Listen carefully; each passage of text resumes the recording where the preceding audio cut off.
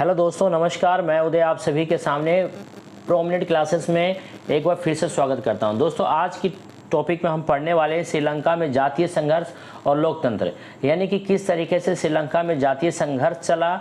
इसके साथ ही साथ हम जानेंगे कि दोस्तों किस तरीके से श्रीलंका में लोकतंत्र स्थापित हुआ।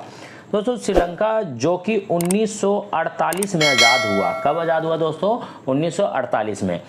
उस समय यानी कि पहले श्रीलंका को सिलोन कहा जाता था। क्या कहा जाता था दोस्तों? सिलोन कहा जाता था।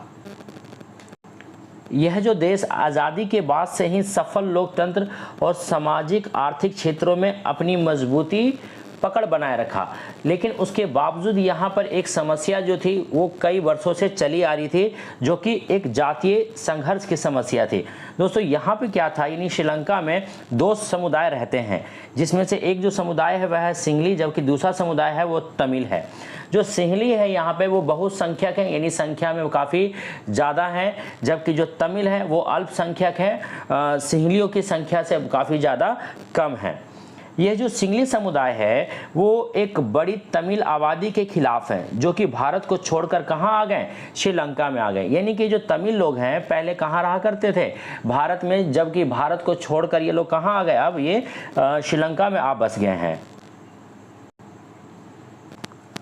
और इन सिंहलियों का मानना है कि श्रीलंका में इन तमिलों लोगों के साथ कोई रियायत नहीं बरतनी चाहिए, यानी किसी भी प्रकार के इन्हें छूट नहीं देनी चाहिए, क्योंकि ये जो श्रीलंका है सिर्फ और सिर्फ किसका है? सिंहलियों का।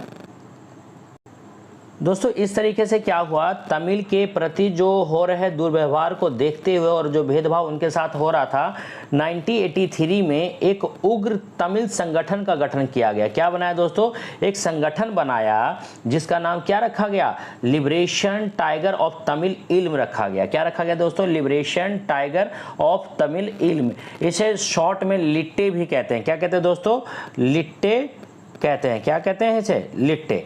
अच्छा, इस संगठन के हेड कौन है? इस संगठन के जो हेड हैं वो है प्रभाकरण। कौन? प्रभाकरण। अब सवाल ये उठता है, आखिर ये संगठन क्यों बनाया गया था? दोस्तों, ये जो संगठन था, इस संगठन का मानना था कि श्रीलंका में तमिलों के लिए एक अलग देश बनाया जाए। क्या करा जाए दोस्तों? एक अलग देश बनाया जाए, ताकि वो जिस तरीके से उनके साथ दुर्व्यवहार हो रहा है वो दुर्व्यवहार ना हो।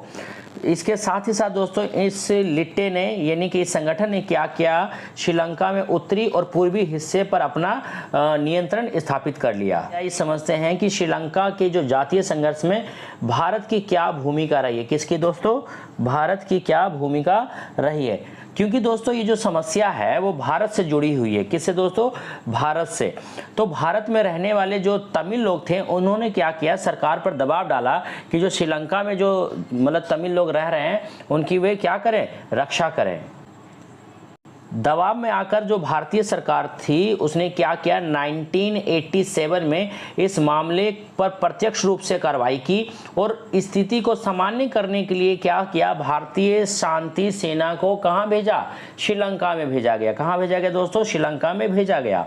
जब भारतीय शांति सेना कहां पहुंच गई? श्रीलंका में पहुंच गई, तो वहां की जनता को लगा कि जो इंडियन गवर्नमेंट है, भारतीय सरकार है, वह उनके आंतरिक मामलों में क्या कर रही है?